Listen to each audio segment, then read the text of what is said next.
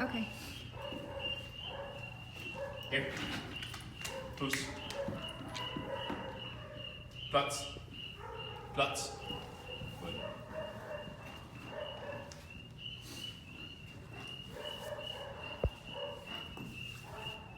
Stay. Stay. Good. So that's the stand command. Mm-hmm. So it's better when it's right next to her. So basically she'll be from a heel standpoint. She'll say stay, or she can have him in front of her and say stay, essentially like a bowling ball. And then she'll be able to hold on to the harness for support. Okay. So, and if need be, we can get her a different harness that has more of a rigid back as well. But I wanted her to have a harness that he can also lie down in and curl up with, so he can travel with her more often. Here, loose. Good.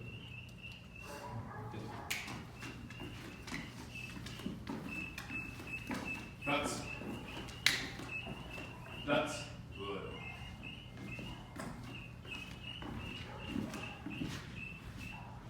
Nuts. You'll notice he always needs to be facing me. Right? So he's always wanting to see me no matter what. Ideally, I don't want him to get up, but this is a big thing I've been working on is always be fronting facing to me. So previously, if I put him in a place, as long as he can kind of see me, then everything was cool. Now it's like he gets anxiety if he can't see me, which is great. So that's what we're looking for. Here. Loose. Good job. And that's the basics of it. It's really nothing too crazy. The goal is repetition, and the goal is you to actually do it. Place hop up. Is hop up. Same for the car. It's just point and say hop up. Also, same thing with the kennel. It's just say kennel up, or just say kennel. If you want to go to a place like a climb better or something like that, just point to it and say go place. We'll do that as well. Flats. All the way. I know it's tools. I'm sorry. Flats. Thank you. You're fine there. He's trying to get down. Mm-hmm. It's like there's no room, Dad.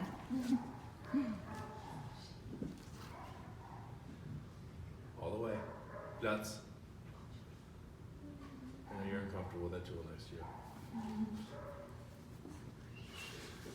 Indy's one of these dogs too that's cool. He'll just hold the stay for you for hours on end.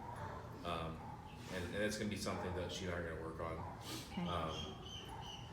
He will do it based on your relationship, right? So if you continually have the same expectations, meaning that every single time he gets out of it, you say, and you correct him, as opposed to like sometimes correcting him, right? Then if you sometimes correct him, then he'll sometimes stay for you.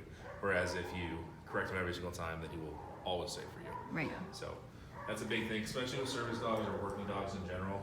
They're super smart, they're super intelligent. They will 100% try to find a way to get away with things. And so if you stick to the program and make sure that they understand this is the space that you get to exist in, you don't get outside of it. Absolutely. Then they're like, okay, cool, I'm happy in that space. Never once they think about trying to get out of it. But when you give them the opportunity to start feeding them from the table, start letting other people pet them, those sorts of things, that's when this type of behavior disappears and you no longer have a dog that works just for you. So those are all things that we go over. Something I'll cover with you guys just so you understand this. The vest,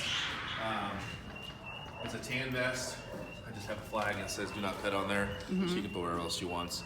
Per ADA, it's good to have all of his shot records. So on the front little thing here, there's a pouch. I usually take like a Ziploc or in a Ziploc baggie, and I'll like roll the paperwork up and just put it in there and zip tie it. Okay. Or you can get little pouches you can Velcro on there, something like that, or just keep it in your pocket. But I physically like to keep it on the actual dog, Okay. just so it's on them. That makes sense. This, like I said, it's a great general vest. You just get it wet, it's padded, it's pretty easy to clean. I would encourage her to clean it with like a hose instead of washing it, just because of the metal and the problem that will probably create in her.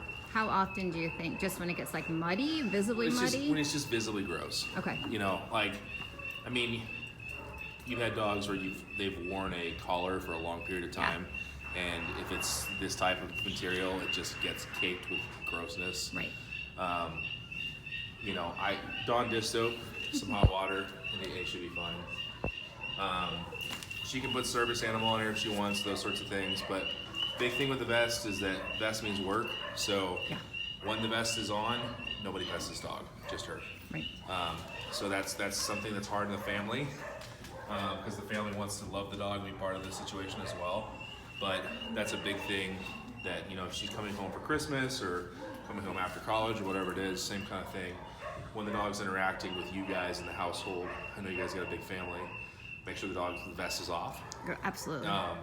And then make sure that she is directing him, go say hi, you know, go see this person, because again, we don't want him making his own choices. We want him doing this and waiting for the next command. As soon as I make the next command, then he's happy to do it. But in the meantime, he's fast asleep, just waiting for the next thing to do. So this is kind of like the goal as far as, you know, if she's in class or something, or, you know, at work or whatever the scenarios are, these are the goal as far as where we want to be. So other than that, I mean, it's pretty straightforward.